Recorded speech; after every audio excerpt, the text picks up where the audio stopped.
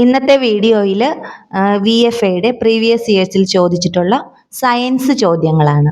അപ്പോൾ നമുക്ക് നേരെ വീഡിയോയിലോട്ട് പോവാം.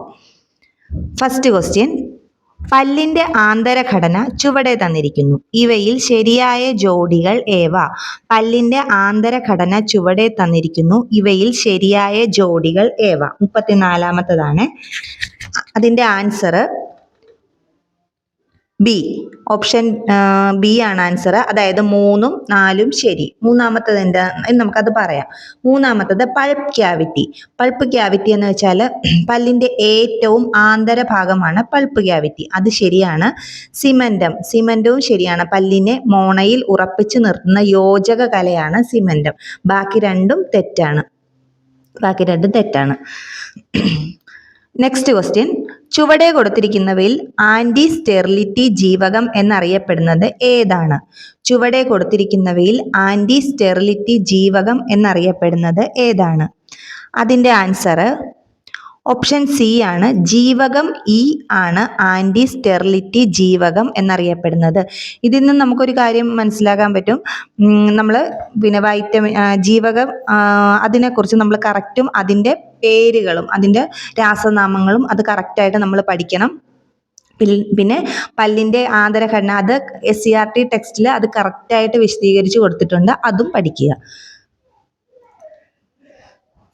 പിന്നെ നെക്സ്റ്റ് ക്വസ്റ്റ്യൻ, സാംക്രമിക രോഗങ്ങളും അവയുടെ രോഗകാരികളും തന്നിരിക്കുന്നു. ശരിയായ ജോഡി കണ്ടെത്തുക. സാംക്രമിക രോഗങ്ങളും അവയുടെ രോഗകാരികളും തന്നിരിക്കുന്നു.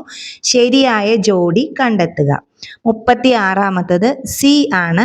2 മാത്രമാണ് ശരി.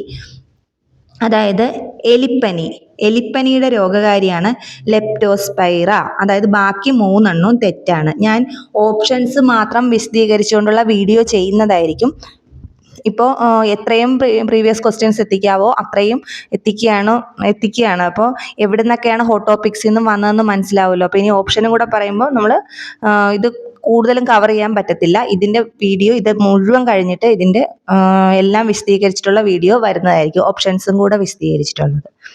അടുത്തത് 37ാമത്തത്, ജീവിതശൈലി രോഗങ്ങൾ നിയന്ത്രിക്കുന്നതിനായി സംസ്ഥാന സർക്കാർ ആരംഭിച്ച ജീവിതശൈലി രോഗ നിയന്ത്രണ പദ്ധതി ഏതാണ്?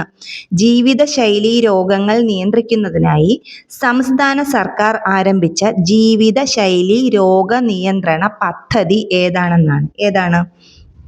ഓപ്ഷൻ ബി ആണ്. 2 മാത്രമാണ്. അതായത് അമൃതം ആരോഗ്യം. അപ്പോൾ ഓർക്കുക, ജീവിതശൈലി രോഗങ്ങൾ നിയന്ത്രിക്കുന്നതിനായി സംസ്ഥാന സർക്കാർ ആരംഭിച്ച രോഗ നിയന്ത്രണ പദ്ധതിയാണ് അമൃതം ആരോഗ്യം.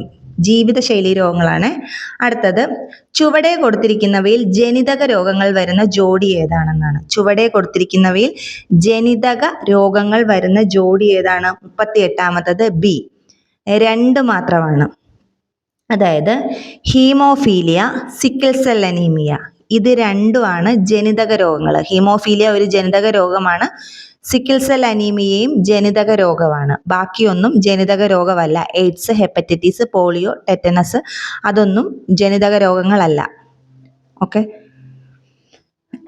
നെക്സ്റ്റ് ക്വസ്റ്റ്യൻ 39ാമത്തത്, സൂര്യപ്രകാശത്തിന്റെ ലഭ്യതയ്ക്കനുസരിച്ച് സമുദ്രത്തെ 3 മേഖലകളിലാക്കി തരംതിരിച്ചിട്ടുണ്ട്. അവയിൽ ശരിയോ തെറ്റോ എന്ന് എഴുതാനായിട്ടാണ് 39ാമത്തത്. അപ്പോൾ നമ്മളൊരു കാര്യം മനസ്സിലാക്കുക, സൂര്യപ്രകാശത്തിന്റെ ലഭ്യതയ്ക്കനുസരിച്ച് 3 മേഖലകളിലാക്കിയാണ് തിരിച്ചിരിക്കുന്നത്. അത് മറക്കരുത്. ഇനി ചിലപ്പോൾ അടുത്തത് എത്ര മേഖലകളാക്കി തിരിച്ചു എന്നാണ് വരുന്നത്. അപ്പോൾ 3 മേഖലകളാണ്. 3 മേഖലകളാക്കിയാണ് തിരിച്ചിരിക്കുന്നത്. അവയിൽ ശരിയായവ ഏതൊക്കെയാണെന്നാണ് ചോദിച്ചിരിക്കുന്നത്. ഓപ്ഷൻ എ ആണ്. 1 മാത്രമാണ് ശരി. അതായത് ഉപരിതലം മുതൽ 200 മീറ്റർ വരെ ആഴത്തിലാണ് യൂഫോട്ടിക് മേഖല. ഉപരിതലം മുതൽ 200 മീറ്റർ വരെ ആഴത്തിൽ ഉള്ളത് യൂഫോട്ടിക് മേഖല. അപ്പോൾ ഇതിന് ബാക്കി മേഖലകളുണ്ട്. നമുക്ക് അടുത്ത ക്ലാസ്സുകളിലൊക്കെ നമുക്കതിൻ്റെ ഫുൾ എക്സ്പ്ലനേഷൻ വീഡിയോ ഒക്കെ ചെയ്യാം. അടുത്തത്, ലോക പരിസ്ഥിതി ദിനാചരണത്തിന് 2024 ആതിഥേയത്വം വഹിച്ച രാജ്യം. ലോക പരിസ്ഥിതി ദിനാചരണത്തിന് 2024 ആതിഥേയത്വം വഹിച്ച രാജ്യം ഏതാണ്? ഓപ്ഷൻ ഡി ആണ്. അതായത് സൗദി അറേബ്യയാണ് 2024 ആതിഥേയത്വം വഹിച്ചത്. അടുത്തത് മെനിഞ്ചൈറ്റിസിനെതിരെ MEN5CV വാക്സിൻ നിർമ്മിച്ച ലോകത്തിലെ ആദ്യത്തെ രാജ്യം. മെനിഞ്ചൈറ്റിസിനെതിരെ MEN5CV വാക്സിൻ നിർമ്മിച്ച ലോകത്തിലെ ആദ്യത്തെ രാജ്യം ഏതാണ്? ഓപ്ഷൻ എ ആണ് നൈജീരിയ. നൈജീരിയ. അതിൽ തന്നെ അറിയാം ജെ മെനിഞ്ചൈറ്റിസ് നൈജീരിയ. ആ ഒരു ജെ വെച്ച് കണക്ട് ചെയ്ത് നമുക്ക് പഠിക്കാം. അടുത്തത് ഒപ്റ്റിക്കൽ ഫൈബറിലൂടെ പ്രകാശം കടന്നു പോകുന്നത് ഏത് തത്വം അനുസരിച്ചാണ്? ഒപ്റ്റിക്കൽ ഫൈബറിലൂടെ പ്രകാശം കടന്നു പോകുന്നത് ഏത് തത്വം അനുസരിച്ചാണ്? ഏത് തത്വമാണ്? പൂർണ്ണാന്തരിക പ്രതിഫലനം. അപ്പൊ നമ്മൾ ഇതൊക്കെ ഒരുപാട് പ്രാവശ്യം റിപ്പീറ്റ് ചെയ്ത് ചോദിച്ചിട്ടുള്ളതാണ്. ഒപ്റ്റിക്കൽ ഫൈബറിലൂടെ പൂർണ്ണ ആന്തരിക പ്രതിഫലനം. അടുത്തത് കൂട്ടത്തിൽപ്പെടാത്തത് ഏതാണ്? ഓപ്ഷൻ സി ആണ് സെക്കൻഡ്. ബാക്കിയെല്ലാം എന്താണ്? മീറ്റർ, പ്രകാശവർഷം, അസ്ട്രോണമിക്കൽ യൂണിറ്റ്. ഇവയെല്ലാം എന്താണ്? ദൂരത്തിന്റെ യൂണിറ്റുകളാണ് അല്ലേ?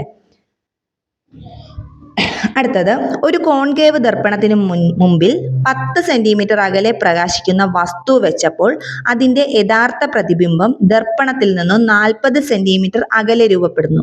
ദർപ്പണത്തിന്റെ ഫോക്കസ് ദൂരം കണക്കാക്കുക. അപ്പോൾ അടുത്ത ക്വസ്റ്റ്യൻ, ദർപ്പണത്തിന്റെ ഫോക്കസ് ദൂരം കണക്കാക്കുകയാണ്. ഒരു കോൺകേവ് ദർപ്പണത്തിന് മുന്നിൽ 10 സെന്റിമീറ്റർ അകലെ പ്രകാശിക്കുന്ന വസ്തു വെച്ചപ്പോൾ അതിൻ്റെ യഥാർത്ഥ പ്രതിബിംബം ദർപ്പണത്തിൽ നിന്നും 40 സെന്റിമീറ്റർ അകലെ രൂപപ്പെടുന്നു. ദർപ്പണത്തിന്റെ ഫോക്കസ് ദൂരം കണക്കാക്കാനായിട്ടാണ് പറഞ്ഞിരിക്കുന്നത്. അപ്പോൾ ഫോക്കസ് ദൂരം കണക്കാക്കാനായിട്ട് ആണ് നമ്മൾ ചെയ്യേണ്ടത് അടുത്തത്. അപ്പോൾ അതിൻ്റെ ആൻസർ എന്ന് വെച്ചാൽ 44-ാമത്തതിൻ്റെ ആൻസർ ഓപ്ഷൻ എ ആണ്. -8 സെന്റിമീറ്റർ ആണ് അതിൻ്റെ ഫോക്കസ് ദൂരം കണക്കാക്കുന്നത്. 8 സെന്റിമീറ്റർ കേട്ടോ. അപ്പോൾ ഫോക്കസ് ദൂരം കണക്കാക്കാനുള്ള രാസസൂത്രം ഇതാണ്. ഇക്വേഷൻ ഇതാണ്. 1/f = അത് കാണാനായിട്ട് 1/v + 1/u. 1/u ആണ് കേട്ടോ. 1/v + 1/u ആണ്. 1/u ഫോക്കസ് ദൂരം കണക്കാക്കാനായിട്ട് 1/v + 1/u ആണ്. അങ്ങനെയാണ് നമ്മൾ കണക്കാക്കേണ്ടത്. അടുത്തത് ഏറ്റവും മികച്ച പൊതുഗതാഗതമുള്ള നഗരങ്ങളുടെ പട്ടികയിൽ ഇടം നേടിയ ഇന്ത്യൻ നഗരം ഏതാണ്? ഏറ്റവും മികച്ച പൊതുഗതാഗതം ഉള്ള നഗരങ്ങളുടെ പട്ടികയിൽ ഇടം നേടിയ ഇന്ത്യൻ നഗരം. ഇതൊക്കെ അന്നത്തെ കറന്റ് അഫയേഴ്സിൽ ചോദിച്ചിട്ടുള്ളതാണ്. അപ്പോൾ അത് മുംബൈ ആണ്. അത് നമ്മൾ മറക്കത്തില്ല. കാര്യം മുംബൈയിലാണ് ഒരുപാട് വാഹനങ്ങൾ. അത് ഒക്കെ നമ്മൾ അങ്ങനെ ഒന്ന് കണക്ട് ചെയ്ത് ഓർത്ത് വെക്കുക. ഇനി ChatGPTക്ക് നിരോധനം ഏർപ്പെടുത്തിയ ആദ്യ പാശ്ചാത്യ രാജ്യം ഏതാണ്? ChatGPTക്ക് നിരോധനം ഏർപ്പെടുത്തിയത് ഇറ്റലിയാണ്. അടുത്തത് കുമ്മായം അടിച്ച ചുവരിൽ ഒരു തിളക്കം കാണപ്പെടുന്നു. എന്ത് രൂപപ്പെടുന്നത് കൊണ്ടാണ്? കുമ്മായം അടിച്ച ചുവരിൽ ഒരു തിളക്കം കാണപ്പെടുന്നത് എന്ത് രൂപപ്പെടുന്നത് കൊണ്ടാണ്? 47-ാമത്തെ സി ആണ് കാൽസ്യം കാർബണേറ്റ് ആണ് കുമ്മായം അടിച്ച ചുവരിൽ ഒരു തിളക്കം കാണപ്പെടുന്നത് കാൽസ്യം കാർബണേറ്റ്. അടുത്തത് ഇരുമ്പ് ഫയലിങ്ങുകളിൽ നേർപ്പിച്ച ഹൈഡ്രോക്ലോറിക് ആസിഡ് ചേർക്കുമ്പോൾ എന്ത് സംഭവിക്കും എന്നാണ്? ഇരുമ്പ് ഫയലിങ്ങുകളിൽ നേർപ്പിച്ച ഹൈഡ്രോക്ലോറിക് ആസിഡ് ചേർക്കുമ്പോൾ എന്ത് സംഭവിക്കും? ഓപ്ഷൻ എ ആണ് FeCl3H2 ഉണ്ടാവുന്നു. ഇതാണ്. അടുത്തത് ഡി സബ്ഷെല്ലിൽ പരമാവധി ഉൾക്കൊള്ളാവുന്ന ഇലക്ട്രോണുകളുടെ എണ്ണം എത്രയാണ്? ഡി സബ്ഷെല്ലിൽ പരമാവധി ഉൾക്കൊള്ളാവുന്ന ഇലക്ട്രോണുകളുടെ എണ്ണം എത്രയാണ്? 49-ാമത്തത് ഡി ആണ്. 10 പരമാവധി ഉൾക്കൊള്ളാവുന്ന ഇലക്ട്രോണുകളുടെ എണ്ണം. അടുത്തത് ഡാഷ് ഉൽപാദനത്തിലുള്ള അസംസ്കൃത വസ്തുവാണ് ഇൽമനൈറ്റ്. ഏത് ഉൽപാദനത്തിനുള്ളതാണത്? ഓപ്ഷൻ ബി ആണ് ആൻസർ. TiO2. അടുത്തത് അക്വേറിയത്തിന്റെ അടിയിൽ നിന്നും ഉയരുന്ന വായു കുമിളകളുടെ വലിപ്പം വർദ്ധിക്കുന്നത് ഏതു വാതക നിയമം അനുസരിച്ചാണ്? അക്വേറിയത്തിന്റെ അടിയിൽ നിന്നും ഉയരുന്ന വായു കുമിളകളുടെ വലിപ്പം വർദ്ധിക്കുന്നത് ഏതു വാതക നിയമം അനുസരിച്ചാണ്? 51-ാമത്തതാണ്. 51-ാമത്തതിന്റെ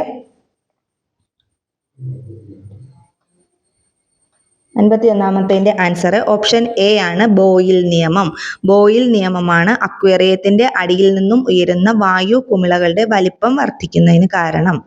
അടുത്ത ക്വസ്റ്റ്യൻ, താഴെ കൊടുത്തിരിക്കുന്നവയിൽ ജീവിതശൈലി രോഗമല്ലാത്തത് ഏത്?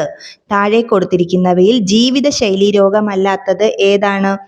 ഓപ്ഷൻ ഡി ആണ് മലേറിയ. അതായത് ഹൃദ്രോഗം, അമിതവണ്ണം, പക്ഷാഘാതം, ഇവ മൂന്നും ജീവിതശൈലി രോഗങ്ങളാണ്. നമ്മൾ കഴിക്കുന്നതിൻ്റെ അതേപോലുള്ള ആ കാര്യങ്ങളിൽ നിന്നും ഉണ്ടാകുന്നതാണ് മലേറിയ, അങ്ങനെയുള്ളതല്ല. ഭൂമിയുടെ ശ്വാസകോശം എന്നറിയപ്പെടുന്ന പ്രദേശം ഏതാണ്?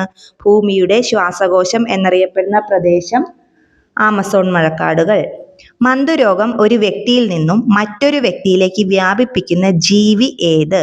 മന്തുരോഗം ഒരു വ്യക്തിയിൽ നിന്നും മറ്റൊരു വ്യക്തിയിലേക്ക് വ്യാപിപ്പിക്കുന്ന ജീവി ഏതാണ്? ഓപ്ഷൻ എ ആണ് ക്യൂലക്സ് കൊതുക്. അടുത്തത്, അനാഥരോ മാതാപിതാക്കളുടെ അനാരോഗ്യത്താൽ സംരക്ഷിക്കാൻ ആളില്ലാതിരിക്കുകയോ ചെയ്യുന്ന കുട്ടികൾക്ക് പ്രതിമാസ ധനസഹായം നൽകുന്ന പദ്ധതി ഏതാണ്? ഓപ്ഷൻ ഡി സ്നേഹപൂർവം. സ്നേഹപൂർവമാണ് അനാഥരോ മാതാപിതാക്കളുടെ അനാരോഗ്യത്താൽ സംരക്ഷിക്കാൻ ആളില്ലാതിരിക്കുകയോ ചെയ്യുന്ന കുട്ടികൾക്ക് പ്രതിമാസ ധനസഹായം നൽകുന്ന പദ്ധതി. അടുത്തത്, മനുഷ്യ ശരീരത്തിൽ സൂര്യപ്രകാശമേൽക്കുമ്പോൾ നിർമ്മിക്കപ്പെടുന്ന ജീവകം. മനുഷ്യ ശരീരത്തിൽ സൂര്യപ്രകാശമേൽക്കുമ്പോൾ നിർമ്മിക്കപ്പെടുന്ന ജീവകം ഏതാണ്? ഓപ്ഷൻ സി ആണ് ജീവകം ഡി. അടുത്തത്, ഹെപ്പറ്റൈറ്റിസ് അസുഖം ബാധിക്കുന്ന അവയവം ഏത്? ഹെപ്പറ്റൈറ്റിസ് അസുഖം ബാധിക്കുന്ന അവയവം ഏതാണ്? കരൾ. ഇതെല്ലാവർക്കും അറിയാം, പക്ഷെ നമ്മൾ ചിലപ്പോൾ എക്സാം ഹാളിലൊക്കെ നമുക്ക് ഈ സിമ്പിൾ ക്വസ്റ്റ്യൻ ഒക്കെ നമ്മൾ തെറ്റിക്കും. അപ്പോൾ ഇത് ഒരുപാട് പ്രാവശ്യം ആവർത്തിച്ച് കേൾക്കുമ്പോൾ നമുക്കത് പെട്ടെന്ന് ക്യാച്ച് ചെയ്യും. പിന്നെ ഇതിൻ്റെയൊക്കെ ഓപ്ഷൻസിൻ്റെ ഓപ്ഷൻസിൻ്റെ ഒക്കെ കുറച്ചുകൂടെ വിശദീകരിച്ചുള്ള അനുബന്ധ വസ്തുതകളൊക്കെ വേറൊരു വീഡിയോയിൽ ചെയ്യുവേ. അടുത്തത്, ആൻറ്റി ഡയററ്റിക് ഹോർമോൺ എന്നറിയപ്പെടുന്ന ഹോർമോൺ ഏത്? അതായത് ADH. ADH ഏതാണ്? വാസോപ്രസിൻ. മറന്നു പോകരുത്, വാസോപ്രസിൻ ആണ് ADH. വാസോപ്രസിൻ ADH മറക്കരുതേ. അതിൻ്റെ വിയും ആയല്ലേ അതിൻ്റെ എയും VA, വാസോപ്രസിൻ ADH. കണ്ണിലെ ലെൻസ് അതാര്യമാവുന്നത് കൊണ്ട് ഉണ്ടാകുന്ന അസുഖം ഏതാണ്? കണ്ണിലെ ലെൻസ് അതാര്യമാവുന്നത് കൊണ്ടുള്ള അസുഖം ഏതാണ്? തിമിരം. അടുത്തത്, തെറ്റായ പ്രസ്താവനകൾ ഏതെല്ലാം? തെറ്റായ പ്രസ്താവനകൾ ഏതെല്ലാം? ഓപ്ഷൻ എ ആണ് ഒന്ന് മാത്രം, അതാണ് തെറ്റായത്. അപ്പോൾ നമുക്ക് ശരിയായത് പറയാം. നിരങ്ങൽ ഘർഷണം ഉരുളൽ ഘർഷണത്തെക്കാൾ കൂടുതലാണ്. ശരിയാണ്. നിരക്കിക്കൊണ്ട് പോകുന്നതാണോ നമ്മൾ ഉരുട്ടിക്കൊണ്ട് പോകുന്നതാണോ നമുക്ക് വേഗത്തിൽ അന്ന് നമ്മൾ ചിന്തിച്ചാലും മതി കേട്ടോ. അടുത്തത്, ഘർഷണം കുറയ്ക്കാൻ ലൂബ്രിക്കൻറ്റുകൾ സഹായിക്കുന്നു. ഘർഷണം കുറയ്ക്കാൻ ലൂബ്രിക്കൻറ്റുകൾ സഹായിക്കുന്നു. അടുത്തത്, ഘർഷണം ചലനത്തെ എതിർക്കുന്നു. ശരിയാണ്. ഘർഷണം ചലനത്തെ നമുക്ക് കൊണ്ടുപോകാനായിട്ടുള്ള ഒരു ബുദ്ധിമുട്ടുണ്ടാവും ആ ഘർഷണം പ്രയോഗിക്കുന്ന ബലത്തിൽ. അടുത്തത് എന്താണ്? ഡിലീറ്റഡ് ക്വസ്റ്റ്യൻ ആണ്. അടുത്തത്, താഴെ പറയുന്നവയിൽ വികർഷണം ഇല്ലാത്ത ബലം ഏത്? താഴെ പറയുന്നവയിൽ വികർഷണം ഇല്ലാത്ത ബലം ഗുരുത്വാകർഷണ ബലം.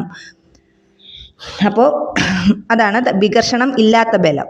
അടുത്തത്, താഴെ പറയുന്നവയിൽ ISROയുടെ കേന്ദ്രം അല്ലാത്തത് ഏതാണ്? ISROയുടെ കേന്ദ്രം അല്ലാത്തത് ഏതാണ്? 45D ആണ്. ഇത് മൂന്നും ISSU, ISTRAC, SDSC ഇത് മൂന്നും എന്താണ് നമ്മുടെ ISROയുടെ കേന്ദ്രം ആണ്. അടുത്ത ക്വസ്റ്റ്യൻ, 2023 ഭൗതിക ശാസ്ത്രത്തിനുള്ള നോബൽ സമ്മാനം ലഭിച്ചത് പ്രകാശത്തിന്റെ അറ്റോസെക്കൻഡ് പൾസുകളെ കുറിച്ചുള്ള കണ്ടുപിടുത്തത്തിനാണ്. അറ്റോസെക്കൻഡ് പൾസുകൾ ഏതു ഗവേഷണത്തിന് സഹായിക്കുന്നു എന്നുള്ളതാണ്. അറ്റോസെക്കൻഡ് പൾസുകൾ ഏതു ഗവേഷണത്തിന് സഹായിക്കുന്നു എന്നുള്ളതാണ്.